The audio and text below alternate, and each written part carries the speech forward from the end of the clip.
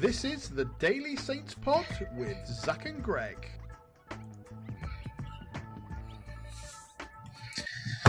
Hello and welcome back to the Daily Saints Pod. My name is Greg, and as always today joined by my good friend, a wonderful co-host, Zach. And mate, how you doing? Oh, mate, what a beautiful, wonderful time to be a Saints fan. Just the internet loves us. We finally managed to take a headline that wasn't taken away by something ridiculous like last time. It's just, it's a good time to be a Saints fan. I agree with Tonda. We deserve a night like that. Man, did we have one. Like, we never lost the faith. We came into this predicting a win, and neither of us at any point were really like, well, we're going to lose to Arsenal, obviously. And I think we had a back and forth at one bit. That's different, right? Because you talked about how this would be like proof that how we might cope back in the Premier League and all of that. And a little part of me was like, but man, where was this like last season? But actually, that's the difference, because we came into this game with belief but no expectation. Yeah. And that is so different than the entire rest of... Yeah, the whole of the Premier League campaign was... Yeah. It was the Malcolm in the Middle meme of Dewey being like, I expect nothing and I'm still let down. That was the whole of our Premier League season. And now it's like, I expect nothing, but I wouldn't ever be let down. And you could just tell the confidence oozing through the players, but they felt like they were probably going to win. And like they said, they're going to give it their best shot, and they did, and we've won, and we've got through, and we are recording this after the draw against City. So obviously we're playing City, who famously we've knocked out of a cup competition before. A team who Nathan Jones can do it. Yeah, well, they haven't had the best year either. I think they'll probably be focusing more on the Premier League anyway, because they're going to want to destroy what's left of Arsenal's hope after losing out on 2 trophies in literally 2 matches in a row. But yeah, I think that the sense of, man, I know that we're in a small, what would I call it, sphere of influence, right? There's a relatively few bunch of content creators for Saints, right? You're looking at sort of your Football Martins, you're looking at TSP. We've started chatting to Jimmy Cheese, Staple Saint, quite big on Facebook. There's an ecosystem of Saints influencers, whatever you want to call us. We're just podcasters. In fact, we're just fans, realistically. But in comparison to Arsenal's, it is meant that all I can think of, Greg, is I know that I had a bit of a run after Middlesbrough, but I didn't stand up and punch my training dummy and throw a hissy fit and say it's disgusting and cool it just seems like, man, I've never seen us rattle a fan base as much as we did yesterday. And even our admin, who must be having the time of his life after so long of having to just be defeat, ends in defeat, defeat, ends in defeat. Here is a training video from this week, which is going to result in every single comment being everyone's crap. And, instead, what he's got to do last night was just mug people off one after another. One bloke even deleted the tweet that they replied to. Obviously, the famous one being fluke win power, and it's enjoy the quadruple power. And that guy has now pinned the tweet talking about how we're going to get knocked out and is fuming. And it's just fantastic, isn't it? It's just nice to be a Saints fan for once. And look, I felt it. Obviously, we did the preview episode and we both predicted wins. Yep. And the belief was there. And not the, obviously, belief that we could win. Like I say, no expectation that was going to be the outcome of the game. Just belief that we were going to go and we were going to go at it and give them something to think about. And then, I arrive at St Mary's and the place is just buzzing. You can just feel it, especially when you go to these games every week. You can feel the feeling in the air of joy, of confidence, the vibes. There was no doubts. There was no, we're just going to get battered. Nothing like that. Everybody was just happy and content. And then the team sheets came out, and Cam Bragg and Casper Yander were in the centre of midfield, and I looked at that as I would in times gone past, and I went, that's interesting, because out of the bunch, I probably would have picked Shea Charles as a glued-on starter. Okay. And Nathan Wood in for Jack Stevens. And we're like, okay, well, Stevens is clearly still out injured, and it kind of is what it is. But you know what? Great. I've got faith in Nathan Wood to step up. And then we saw, the expected fellows starting, and we saw Leo back in, and that's a positive spark. And I'm like, well, that's interesting. I don't know if I would have started Leo, with it being his first game back. We talked about how that's a big pile of pressure to lump on him to throw in his first game back. And there were, no signs of that from him. No, fully lapped it up. And it's like, okay, Stewart starting up front. Okay, that's interesting. I think I probably would have gone Larin, but I guess there's travel time and other considerations. And I look at it and go, well, I've got some questions about the team sheet, but do you know what? I still fully believe, because Tonda has created and earned that belief. And it's like, okay, well, it's probably not how I'd have done it, but I can see how it makes sense. And we've got this. That's a good enough team to go out and beat Arsenal. And that just never wavered. It's not silly, because, again, like you said at the stat last night, we are the first team outside the top 5 of the Premier League to beat them. That includes the Champions League, right? And we're just there, there's almost it's not even arrogance. You're right. It's just like a belief where we're like, well, yeah, it's not a problem. Yeah, that's enough to beat Arsenal. Mate, we look at that team half a season ago and be like, well, that's not going to beat Wrexham. That's not going to beat this team. That's not going to beat Oxford. Yeah. Where's our striker? We got no striker. And that's the belief that they have earned by what they have produced in the last 15 games. And you're right. We had no right coming into the game believing that we were going to win. And yet we were right in that belief, because we do. We felt it. You just felt it in the ground, and the whole ground was abuzz. And then Mark Dennis comes out and gives his rousing speech, which always goes down well. And there was pyro and a banner, and blew the entire summer transfer budget on a set of flames for the BBC. And it's like, yeah, I am fired up, I am ready. And I think I texted you early in the game. I'm like, there's 4 and a bit thousand Arsenal fans here, and they're quieter than Charlton were.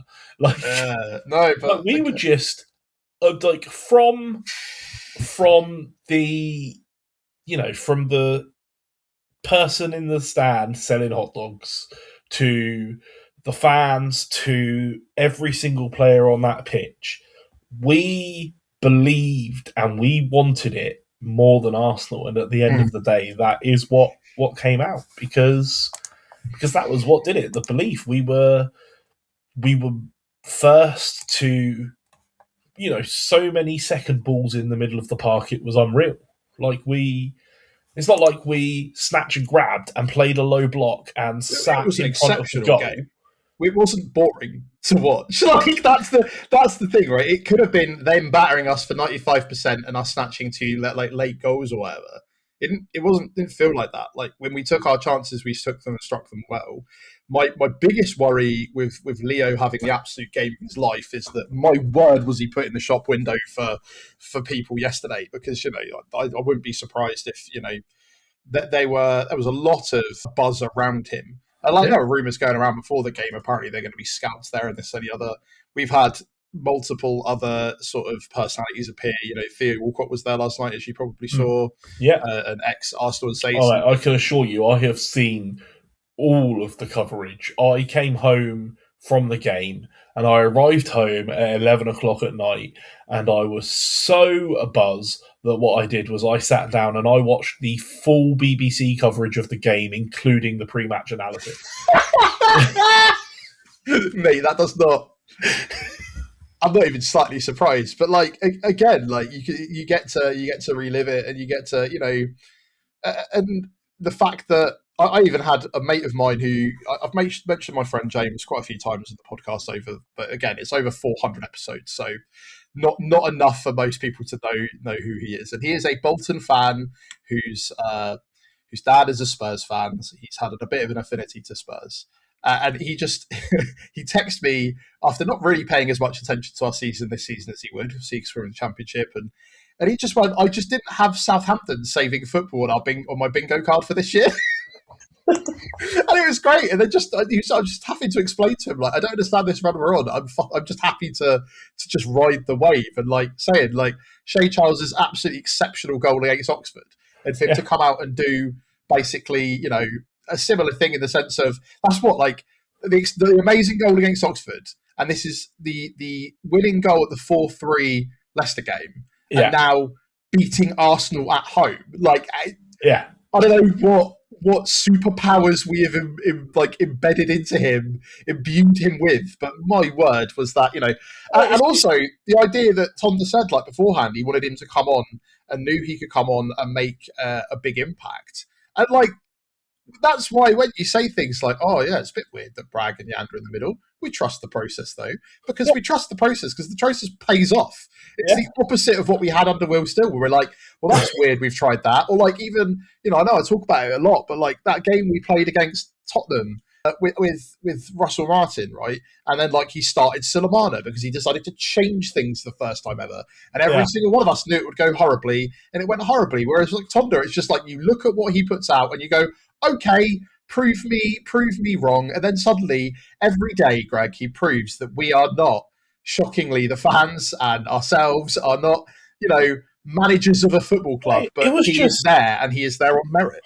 But you could see, because you know, as well as the fight and desire, like I say, that was like the key difference. But actually, just tactically, we just outplayed Arsenal. Like we started off hot and caught them on the back foot and had a couple of chances out off the back of it, and then they came at us, but we were expecting it, and we shut them out. We just you know, they just didn't know what to do. They just kept recycling the ball back, and you know, their possession levels were through the roof, but what they achieved with the possession was minimal. Like, they did nothing. They had no option but to pass it back, and you know, eventually, of course, they broke through and scored their goal with their substitutes. And it was a brilliant goal. It is what it is. They're not top of the Premier League because they're rubbish. Like, that's not how football works. Like, that was going to happen, but you know, unlike so many points of the season where we talked about the lack of mentality in the team, or, you know, one controversial moment ruining an entire game, we pulled ourselves up and went back with that same belief that we were still going to win this game. And we did. And eight shots to their 23, but we scored. It never felt in doubt. Like, even at the point where I'm like, oh, this game's going to extra time, it's like, but that's the thing. It's the belief and not the expectation, because the reality of it is we'd put in such a good performance in the first half to be in 1-0 at half time that if the game ends there and Arsenal come out and score 4 goals in the second half and batter us, everybody still leaves the stadium happy that, but we gave it to them in that first half, though. It's just that they bought £300 million worth of players off the bench and beat us 4-1. Fair enough, we gave it a go. It was just unbelievable. Like every single player on that pitch, you know, put their all into the game and was brilliant. But you know, there are layers to it to me, because there are players that were exceptional, but that's just what we've come to expect of them at this point. Like your James Breeze and your Taylor Harwood-Bellis, who have just stepped up and stepped into the game. And it's Daniel Peretz, right? Like, the saves he made incredible saves yesterday. Crucial. Absolutely fantastic. Like, you know. But for me, the standout performances were the other players that stepped up. I think Fellows had his best game in a Saints shirt. 100% agree with that. You though, I don't know what curse you have bestowed upon that man to stop him from scoring. Mate, it's getting closer. One of them was He's getting really closer. good and on target. We are the jokes between us during the game constantly, due to the fact that it's like, oh, he's getting closer, but he still won't put it in because you have at some point, I don't know, knocked over an urn, stepped on one too many pavement cracks or something, mate, that man is unable to score a goal in a Saint shirt until you break this curse. Doesn't matter because he can get the ball and have the fullback in his pocket and get the ball into a winning position. Well, yeah, pass it to Shea Charles. That is actually what matters, right? And that is what we always wanted from players. But yeah, you're right. Everybody was exceptional. The standout performance, though, for me, Cam Bragg. Yeah, unbelievable. The Echo talked about, there was an Echo interview with him beforehand where he was trying to get his name, and I feel like doing a media interview like that, you are definitely trying to say, look, I want to play against Arsenal. Yeah. And he played against Arsenal and proved he could play against Arsenal. And here's the thing. Here's the thing about Cameron Bragg, and particularly the position he plays, or at least the role he plays in our team when he comes in. Right, he's not a flair player like a Leo Cienza or a Tyler Diblin that's going to capture the headlines and, capture the interest of people, because what he does and the work that he does is the gritty, sweep up the ball in the middle of the park, control the midfield work that is overlooked so often in football, right? It's exactly what you need. But he played the game yesterday with such a level of maturity for a 20-year-old player. I couldn't believe it. And he started off slightly shaky, admittedly, but just grew into the game. And him and Yanda together in that middle of field, they were just first at almost everything, right? Whenever there was like slightly misplaced pass from Arsenal, they just held their shape, read the game. And yeah, we didn't need the extra man in midfield to take over that midfield area like we did against Coventry. We took on, an injury-ridden or a rotated top of the league side, but a squad that, in the scheme of things, on paper, should have had enough to put us away, right? But it comes back to the old adage that we always love, mate. It's not a game played on paper, it's a game played on grass. And when the grass is surrounded by an atmosphere as electric as St Mary's was, with a team as willing to... I don't know what Tonda does to fire these players up that we didn't see before. Especially, I think it's fascinating because he comes across as such a stoic man. Stoic. It's almost like, does he just walk in? Like, we've all seen the jokes around Arteta with like the light bulb walking in and sort of being does he walk into the changing room and become the most animated man on the planet and then come back out and just an aura of calm or an aura of he carries himself with an aura of authority that is insane for a 33-year-old. Like, he is my age. And it baffles me because, there was so much talk about how he is too young. And when, we're going to end up wanting to get a better manager. And, he had his streak at the beginning and then he kind of fell off a little bit. And even ourselves were kind of like, was it the right decision? Maybe we should have got... And then, the way that he has kind of proven how good he is insane. And I don't quite know what he is doing to give them that belief, but it's so important. The giveaway for it for me, and I'm sure that it was easier to spot with the benefit of hindsight, right, watching the BBC coverage back. But although that said, Theo Walcott called it out.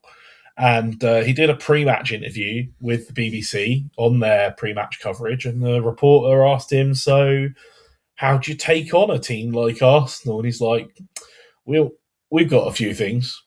With an absolute grin like you've never seen before. Like, he knew that we were going to, he had that belief and he knew. He's like, we found the flaws, we got this. And I don't know, you're right. Where that confidence comes from for someone like his experience as a manager is us. And that's fantastic. We covered. We did a profile episode when he took over, right? And his experience beforehand is not massive, right? It's not big. It's basically us. It's insane. And he kind of knocked around a couple of sort sort of German teams. But like, yeah, for him to be able to come in and this is like for some teams, looking at Bristol City, bringing back Roy Hodgson, it's sort of like people keep dropping to, oh, we need championship experience, and that was a big sort of thing around us as well. But how do you develop like the next generation of managers? And we've been lucky to, bring through Pochettino, and we were lucky to have Koeman for a little while, and then we've had lots of other managers in between.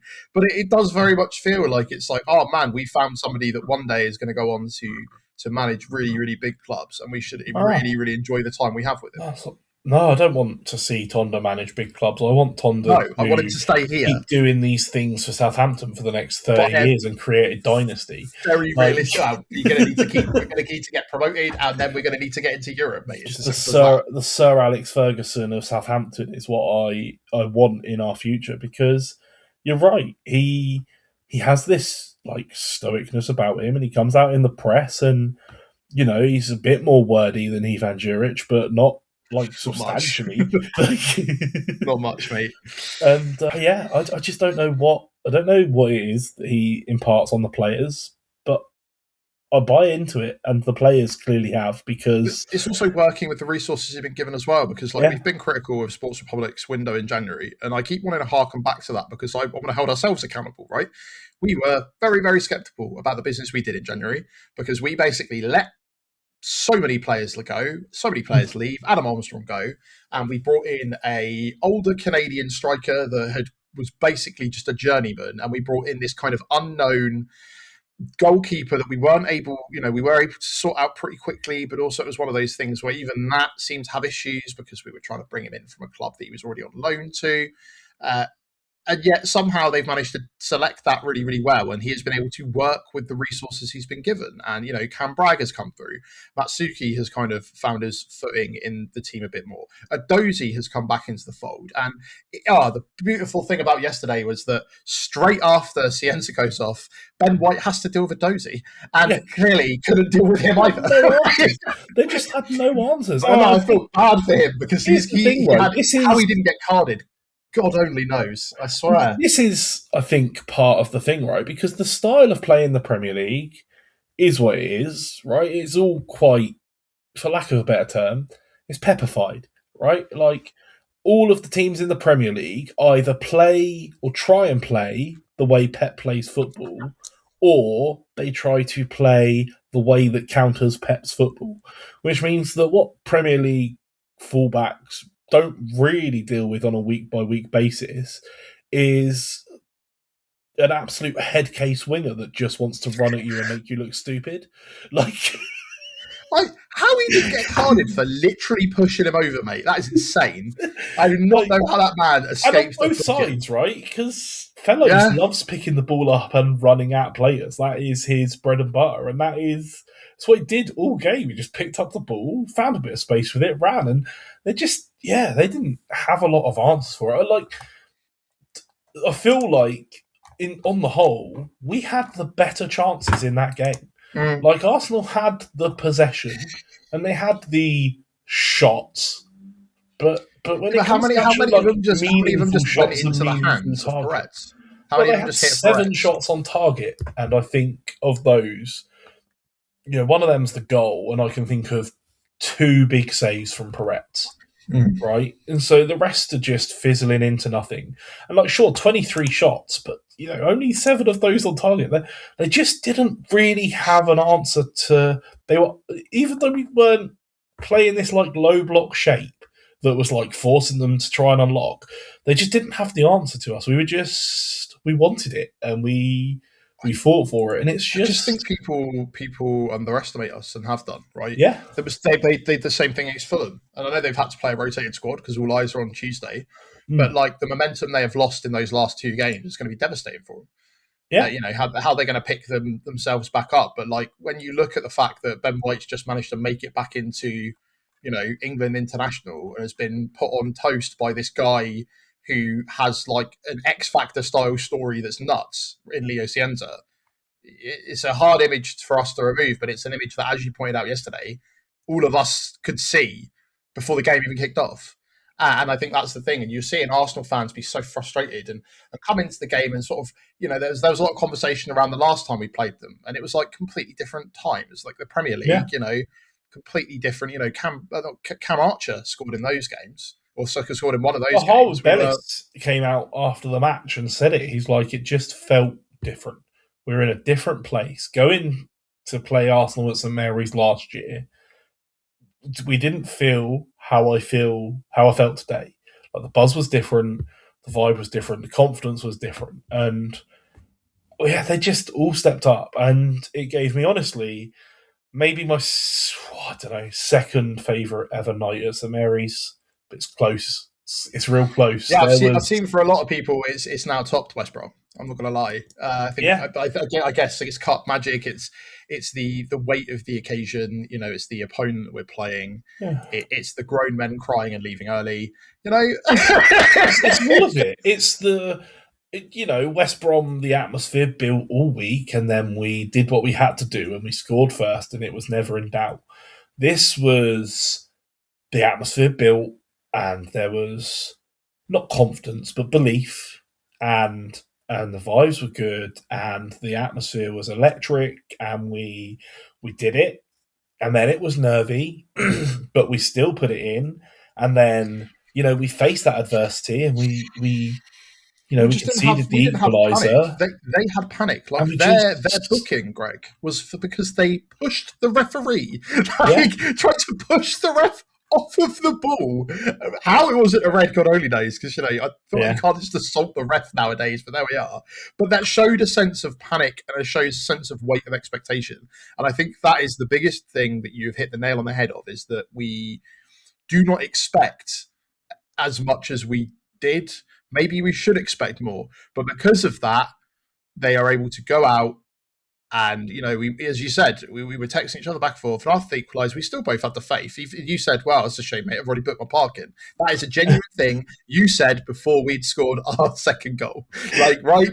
This is me going, you going, like, even if we lose, we put in such a good performance. We've been like, mate, don't lose the faith. You don't, no, I've not. I've already booked parking, mate. Genuinely all took place before our second goal. And, that's all, actually, right? Screw the ridiculous comparisons I'm making. That's all you needed. I don't know why.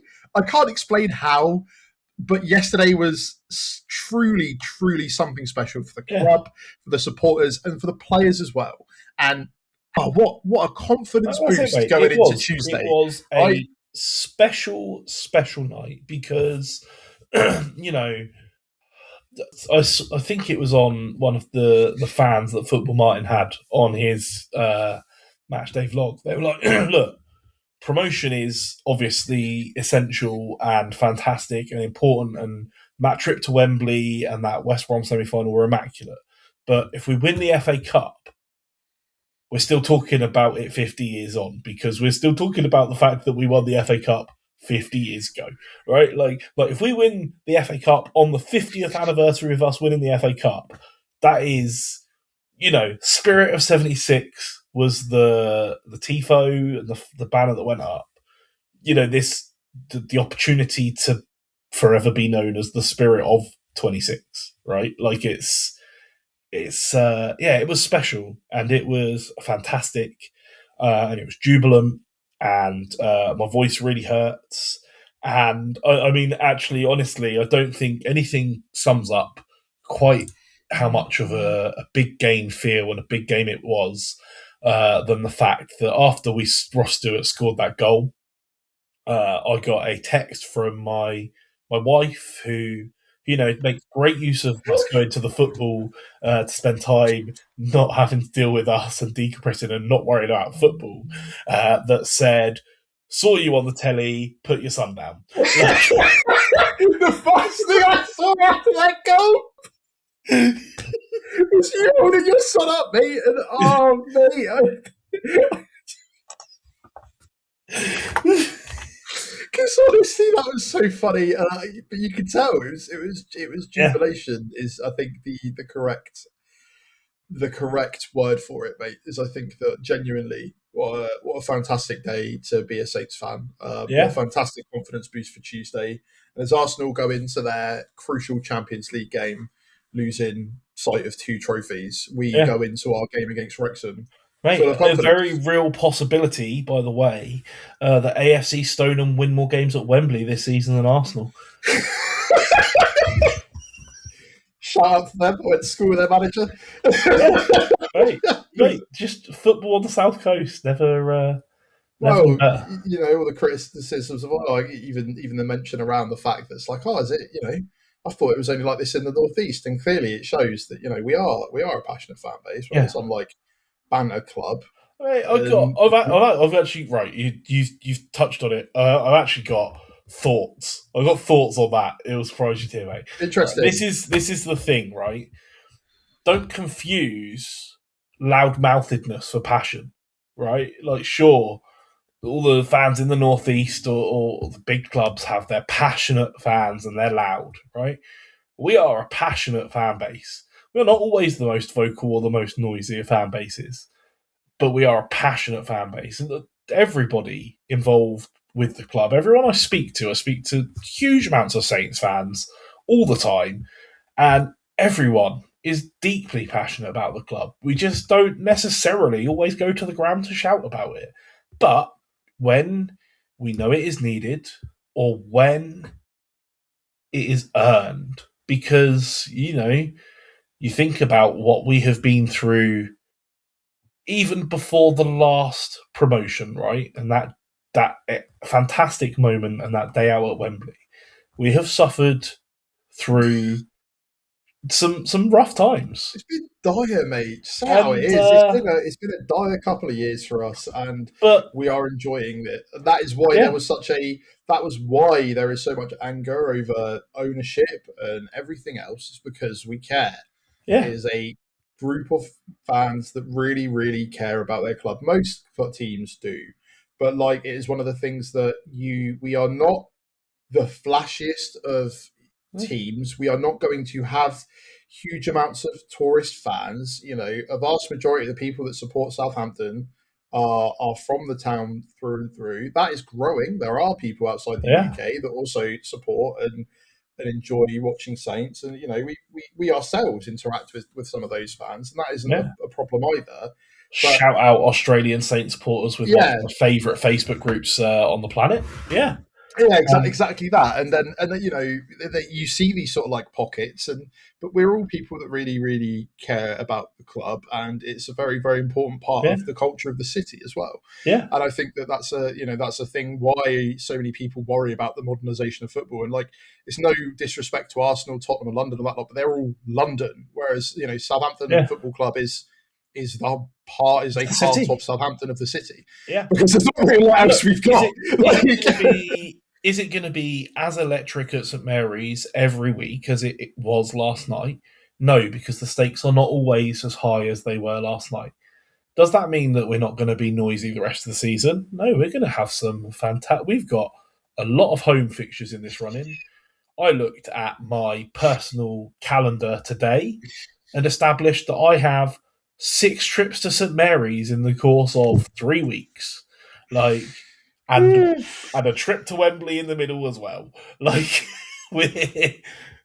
it's going to be busy, it's going to be loud, it's going to be great, and the good times are just going to keep coming, man. It's just enjoy it. It's a nice time to be a Saints fan, no matter where you're a fan or how you're a fan. It's a great time to be a Saints fan at the moment, and you need to, you know. And I'll still pipe back to that guy from a TikTok video, I want to say almost over a year ago now, when we were in the Premier League, and he said, you need to enjoy every little moment, because, you know, if you score a goal and it's a good moment, that's all you could enjoy during that Premier League season. It was 10 minutes of enjoyment out of 90. Yeah. So now, the fact we're on this run, and the way we're playing, and the way that we're scoring, and the fact that it feels genuinely like we're never going to lose another game, enjoy it. Tonda's beaten more Premier League teams as a Saints manager than Russell Martin, who played half a season for us in the Premier League. Like it's and Spurs apparently. Yeah, it's insane. It's incredible. It is good. He was talking in his post-match interview how about special nights like that inspire the next generation of Saints fans. And the only talk we've had on this podcast in the last 412 episodes is about the future generation of Saints fans, is us describing it as character building. Like, the turnaround speaks for itself. Well, you have to explain to your son that it's not quite normal that we go to Wembley every year or every other year. It's going to be quite a difficult thing. One once at the end of this year where we potentially go 3 times. Still very much on the card. One out of 3 now, mate. That's we were joking about it, but 1 out of 3. Man City in the next round. Pep hates playing us. It's written in the stars. What more can you want? And then, go and beat Leeds in the final just to put that cherry on the cake, right? That's just what it's going to end up being. Another day out at Wembley against Leeds. Where have I seen this before? And then, for all you know, we might only get the 2 because we might end up pipping second spot because at the moment it feels like anything could happen. Mate. So that's insane even even I'm not feeling that level of confidence. This is insane. That's what this win does. That's how special it is. It's I'm usually always down. So when there's a high like this, I want to ride it. I want to ride it and enjoy it because it will come crashing down at some point and I will be sad again. The turnaround is spectacular. Every single player in a Saints shirt last night fully showed their commitment and their willingness, which in itself is all we have asked for the longest time. And in doing that, they excelled, played a fantastic game of football, gave us something that will genuinely live with me for the rest of my life as one of my favourite nights at St Mary's. And dare I say it, mate, maybe my favourite goal against Arsenal won't be Coco Martina anymore. Like, crazy. What time to be alive. Because Ross Stewart reading Ben White missing the ball and having the composure in that moment to chest it down and volley it past Kepa right in front of me is it's just unbelievable, isn't it? Like, it's just things that even as recently as October, you would, if you'd have caught me saying it on the podcast, you'd have been clipping it up and queuing it for 6 months' time because of how insane it was. Like, it's just things you can't believe. Yeah, man. But look, brilliant. Not a bad word to say about it. Just fantastic all round. Where did 6 minute stoppage time come from, and why did we play till 98? Other than that, the referee was all right. Again, the fact that at one point I saw Arteta put up 6 fingers, I'm guessing that's because how much he'd counted, and I don't know if at just that point that's what the ref had decided. I don't want to get into that because we've won. But on top of that, the ref, as I said, other than not booking Ben White, somehow, considering Manning had one bad challenge and that was it for Manning, and admittedly he knew what he'd done as soon as he got booked. Oh, yeah, it was a clear booking. No complaints. No, and then some of the stuff Ben White got away with, you're like, mate, you can't. You still have 6 yellows at this point. What are you doing? So anyway, that's the only... And look, just to clear up any other of the discussion points that I've seen that we've not talked about. No, it wasn't a penalty for Cienza. He dived and was looking for it. Yeah, it is what it is. And no, it wasn't. And no, Carl Larin wasn't offside. That's ridiculous. That's the most ridiculous thing I've ever heard. Cry more? Like, what are you doing? Like, talk about hunting for hope from VAR. Ridiculous. Yeah, well. But other than that, I mean, just sensational. Incredible. Yeah. Look, even predicting wins before the game, I don't know if either of us, genuinely, truly felt like at this point we could say that we are 15 games unbeaten. But who's going to stop us now? That's the question, and that's the question. I guess we have to wait and see because as ever, mate, football in the Championship comes at you thick and fast. No time to rest on our laurels and celebrate. We've got to go again. Wrexham on Tuesday, mate. Well, Let's look, go. we can talk about that one tomorrow because that is all we have got time for today and then some. But thank you, everyone, for listening. Thank you so much, mate, for joining me. Thank you, mate. It's been a genuine pleasure. Look, let us know in the comments, in the socials, your feelings, your highlights, your favourite night at St Mary's ever. I don't know. I'm here for the discussion. I'm here to hear it. I wanna see it play out. Arguments for both sides. For me, West Brom still slightly edges it, but I don't know. It's a tough one. But let us know. With Daily Saints Pod everywhere. TikTok, Facebook, YouTube, Instagram, Blue Sky, X, everywhere. Hit us up. Let us know while you're there. Why not drop us a like and a subscribe? Until tomorrow, when we're back to preview the Wrexham game, have a wonderful day, everyone, knowing that it's that much easier off the back of that win. Woo! This is the Daily Saints Pod with Zach and Greg.